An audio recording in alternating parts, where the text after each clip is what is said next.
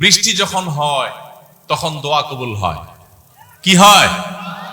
দোয়া কবুল হয়। বৃষ্টি যখন পড়ে ওই সময় মনের ভেতর থেকে আল্লাহর কাছে চাওয়া পেশ করতে পারেন। গুরুত্বপূর্ণ একটা দোয়া কবুলের সময় হলো বৃষ্টির সময়। নবী করিম সাল্লাল্লাহু আলাইহি ওয়াসাল্লামের পরিষ্কার হাদিস আছে। অতএব বৃষ্টির কিছু কিছু ফোঁটা এখনো পড়ছে, আমরা মনে মনে যার যার চাওয়া আছে আল্লাহর কাছে সেগুলো পেশ করতে থাকি। আমাদের মৃত মা বাবার জন্য, আমাদের আত্মীয় স্বজনের জন্য, আমাদের মুরব্বীদের জন্য, আমাদের বন্ধু বান্ধবদের জন্য, আমাদের পরিচিত অপরিচিত অনেক মানুষ দুনিয়া থেকে চলে গেছেন। অনেকে দুনিয়াতে বেঁচে আছেন অসুস্থ, অনেকে আছেন নানা কষ্টে, অনেকে আছেন নানা পেরেশানিতে। আমরা অনেকে অনেক বিষয় নিয়ে এখনো টেনশনে আছি। আমরা এই বৃষ্টির ফোঁটা যখন পড়ে, বৃষ্টি যখন হয়, তাহতাল মাতার, বৃষ্টির নিচে দোয়া, এটা কবুল করা হয়, এটা ফেরত দেওয়া হয় না।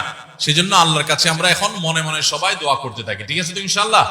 বৃষ্টির সময়ের আরেকটা গুরুত্বপূর্ণ সুন্নাত হলো, যেটা আমার বিশ্বাস 99% জন এখানে যারা আছি আমরা ইতিপূর্বে শুনি নাই বা আমরা জানি না, নতুন শুনতেছি। ভালো করে কান খাড়া করে শুনে রাখেন। সেটা হলো মাঝে মধ্যে বৃষ্টির পানি হালকা পাতলা গায়ে লাগানো সুন্নাত। মাঝে মধ্যে বৃষ্টির পানি হালকা পাতলা একটু শরীরে লাগানো কি সুন্নাত। নবী করিম সাল্লাল্লাহু আলাইহি সাল্লাম এই সুন্নাহ আমাদেরকে শিক্ষা দিয়েছেন। এই সুন্নাতের কথা শুনে জবজবায় যখন বৃষ্টি হবে মুষলধারে, আধা ঘন্টা 1 ঘন্টা শিয়াল ভেজা ভিজে এরপরে ঠান্ডা লাগায় এসে আমার দোষ দিয়েন না। কথা কি বুঝতে পারছেন? হালকা পাতলা বৃষ্টির পানি গায়ে লাগানো, যার যতটুকু সহ্য করার ক্ষমতা আছে, কারোর ঠান্ডা অ্যালার্জি আছে, কারোর অন্য সমস্যা আছে, সেগুলো মাথায় রেখে যার যতটুকু সহন করার ক্ষমতা আছে ততটুকু আমরা করব। বৃষ্টির পানি, বাংলাদেশের মানুষ বৃষ্টি প্রধান, বৃষ্টি প্রবণ আমাদের প্রকৃতি। এখানে প্রায় বৃষ্টি হয়, বাদল দিনে বৃষ্টি হতেই থাকে অনবরত।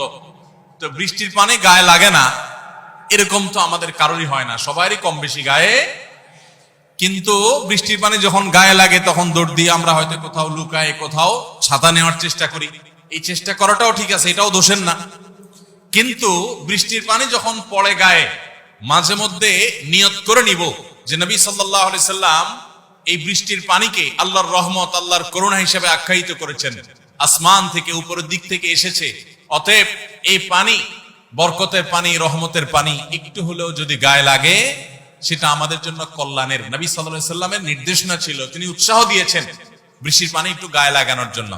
সেই নিয়তে যখন বৃষ্টির পানি গায়ে লাগবে, ওই নিয়তে একটু গায়ে মাখবেন, একটু লাগাবেন এবং বৃষ্টির পানিকে উপভোগ করবেন সুন্নাত পালনের নিয়তে।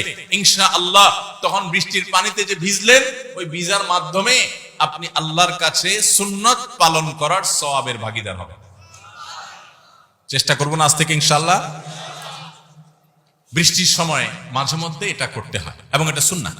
আমরা শৈশবে বৃষ্টি হলে, আমরা যখন ছোট ছিলাম তখন দৌড় দিয়ে বের হয়ে যেতাম। এখনো গ্রামে ছেলেফেলেরা হয়তো যায়, একটু বৃষ্টির পানি গায়ে লাগায়, আবার বেশি লাগালে ঠান্ডা লাগবে, মা বাপ ধরে নিয়ে আসে, সেটাও ঠিক আছে।